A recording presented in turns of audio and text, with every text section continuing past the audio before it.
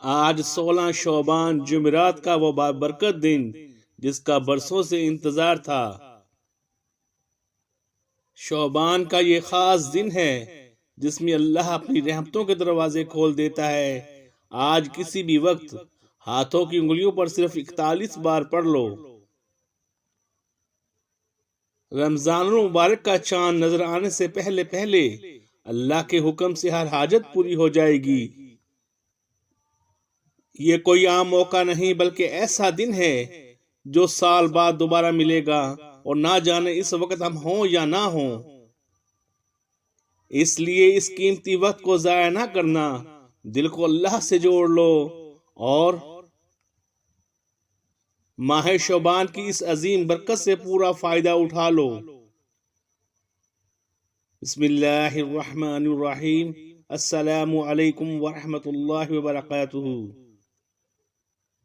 آج 16 شعبان جمعرات کا وہ نہایت بابرکت اور نورانی دن ہماری زندگی میں آ چکا ہے، جس کا انتظار اہل دل مدتوں سے کرتے ہیں۔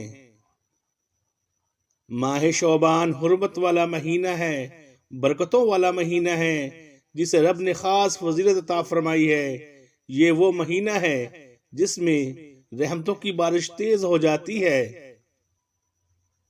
گناہوں کی معافی کے دروازے کھلتے ہیں، دعاؤں کی قبولیت کے فیصلے لکھے جاتے ہیں اور بند تقدیریں کھل جاتی ہیں۔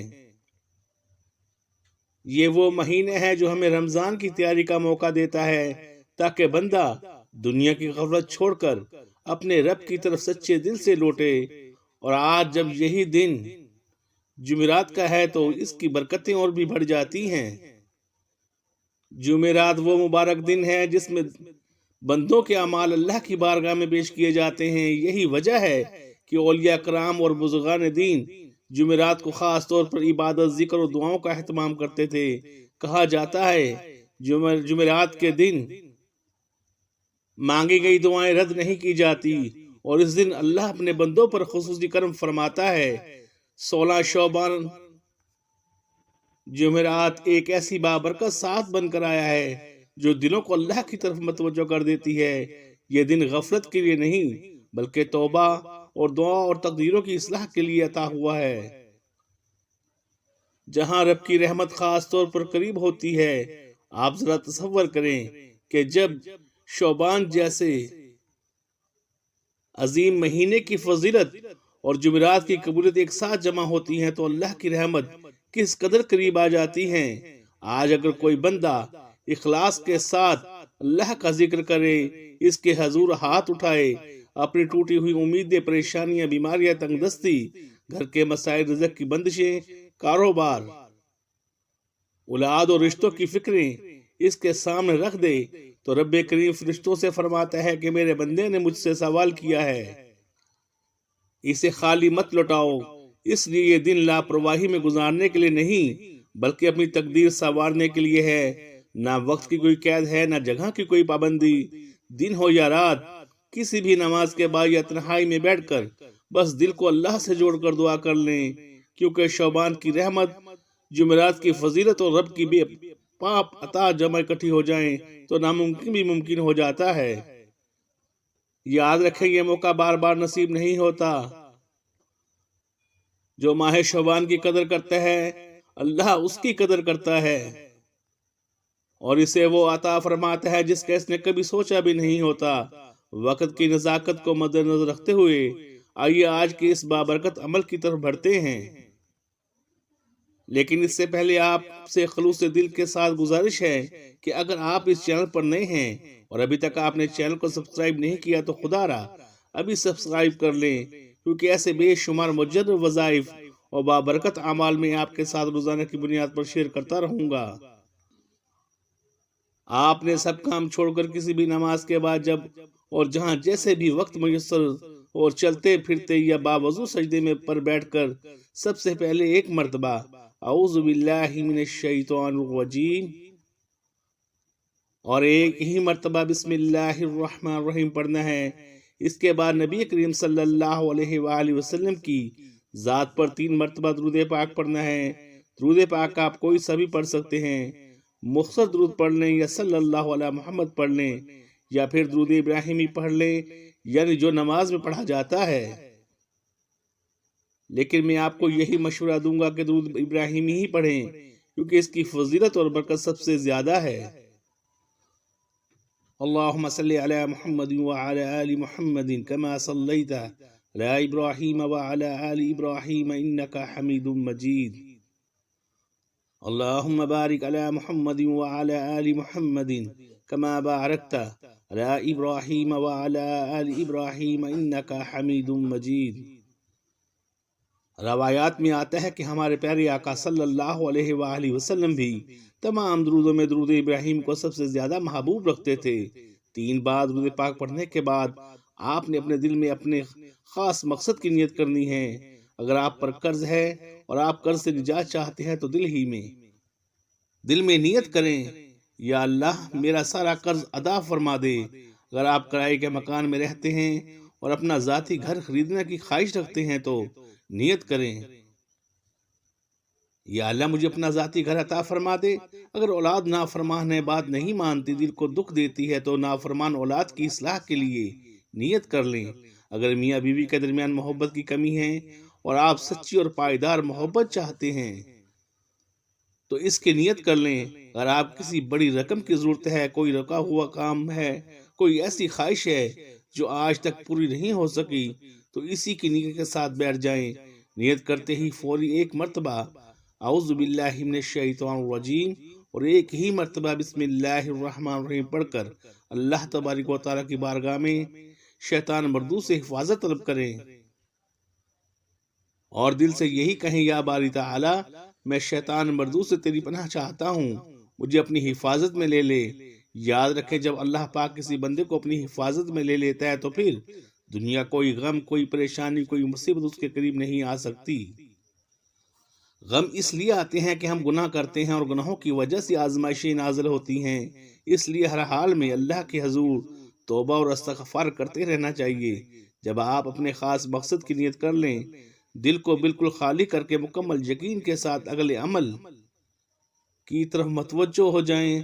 سب سے پہلے نمبر پر جو وظیفہ پڑھیں گے وہ قرآن پاک کی ایک سورت ہے، اور یہ قرآن پاک کی سب سے چھوٹی سورت ہے، لیکن اس کے کمالات بے شمار ہیں۔ اسے دولت کا خزانہ اور کامیابی کا راز بھی کہا جاتا ہے۔ جو شخص اس سورت کو پڑھتا ہے وہ کبھی کسی کا محتاج نہیں رہتا۔ آج آپ نے پہلے نمبر پر سورہ کوثر پڑھنی ہے۔ آپ نے سورہ کوثر کو ہاتھ کی انگلیوں پر یا تسبیح کے دانوں پر 41 بار پڑھنا ہے۔ بسم اللہ الرحمن الرحیم انا اعطیناک الکوثر فصل لربک وانحر ان شانئک ھو الابتر۔ یہ مکی صورت ہے۔ یہ اس وقت نازل ہوئی جب آپ صلی اللہ علیہ وسلم پر مصیبتوں کے پہاڑ ٹوٹ رہے تھے۔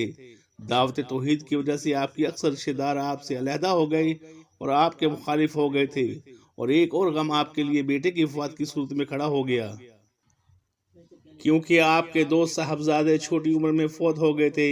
ان سارے دکھوں کے درمیان اللہ رب العزت نے آپ پر یہ صورت نازل مبارک فرمائی۔ سورہ کوثر قرآن پاک کی 30ویں پارے میں موجود ہے، اور اس کی آیات بیش بہا رحمتوں، برکتوں اور سکون کا خزانہ ہے۔ یہ آیت رنج و غم کو دور کرتی ہے، قلب مومن کو فرحت اور شادمانی بخشتی ہے اور خوشیوں سے مالا مال کر دیتی ہے۔ آج اس سورت کو دل کی مکمل توجہ اور یقین کے ساتھ پڑھیں، کیونکہ یہ عمل آپ کی زندگی میں اللہ کی برکتوں کے دروازے کھول دے گا۔ جب آپ پہلے نمبر پر 41 بار سورہ کوثر پڑھ لیں تو اب ہم دوسرے نمبر پر اللہ رب العزت کے ذاتی اور صفاتی ناموں کا وظیفہ پڑھیں گے۔ اللہ رب العزت کا ذاتی نام یا اللہ ہے اور صفاتی نام یا کریم بھی ہے۔ آپ نے دونوں ناموں کو ملا کر پڑھنا ہے، یا اللہ یا کریم۔ شعبان کے مہینے کو بہت سے لوگ لاپرواہی میں گزار دیتے ہیں، اسی طرح رمضان اور شوال کے مہینوں میں بھی کئی لوگ ضائع کر دیتے ہیں اور بعد میں پچھتاتے ہیں کہ کاش انہوں نے ان خاص قبولیت کی گھڑیوں کی قدر کی ہوتی۔ ماہ شعبان کا یہ دن نہایت حسین امتزاج بندے کو رب کے در پر جھکا دیتا ہے۔ اس دن ذکر، درود اور قرآن کے ذریعے دلوں کے رنگ اترتے ہیں امیدیں جاگتی ہیں اور ٹوٹی دعائیں زندگی پاتی ہیں، بشرطے کہ یقین صرف اللہ کی ذات پر ہو۔